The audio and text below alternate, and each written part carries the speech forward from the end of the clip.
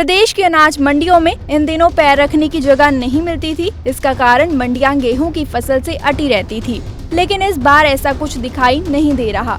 मंडियां अप्रैल का महीना बीतने से पहले ही खाली हो गई हैं। पिछले 10 साल में पहली बार ऐसा मौका आया है जबकि मंडियों में गेहूं की सबसे कम आवक हुई है। पिछले साल हुई आवक से इसकी तुलना की जाए तो ये करीब 35% कम है। अब आगे भी और अधिक आवक होने की संभावना नहीं है। पिछले 3-4 दिन से कुछ एक मंडियों में ही नाम मात्र की आवक हो रही है। इस पर अब सवाल उठ रहा है कि क्या इस बार गेहूं का उत्पादन इतना कम निकला है या फिर इसकी कालाबाजारी हुई है।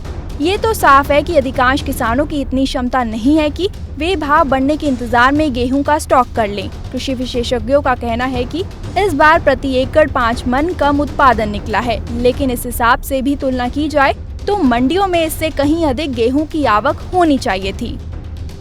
उत्पादन में गिरावट आने के कारण मंडी में होने वाली आवक पर सीधा असर पड़ रहा है। भविष्य में भाव बढ़ने की संभावना के चलते व्यापारियों ने इस बार खेतों से ही गेहूं की खरीद की। इससे उन्हें मार्केट फीस की बचत हुई है।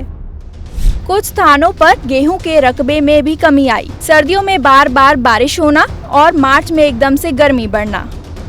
मंडियों में गेहूं की आवक कम होने के पीछे भले ही कारण कुछ भी हो, लेकिन जानकार इसका कारण विदेशों में गेहूं के दाम अच्छे मिलना भी बता रहे हैं।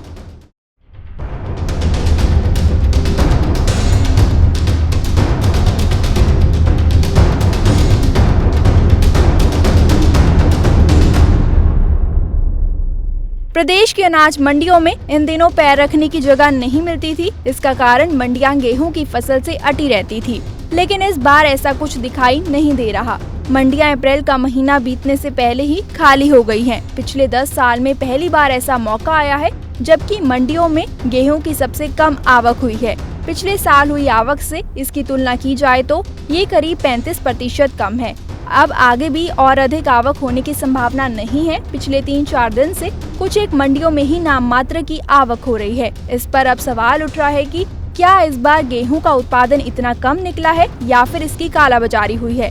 ये तो साफ है कि अधिकांश किसानों की इतनी क्षमता नहीं है कि वे भाव बढ़ने के इंतजार में गेहूं का स्टॉक कर लें। कृषि विशेषज्ञों का कहना है कि इस बार प्रति एकड़ 5 मन कम उत्पादन निकला है, लेकिन इस हिसाब से भी तुलना की जाए तो मंडियों में इससे कहीं अधिक गेहूं की आवक होनी चाहिए थी।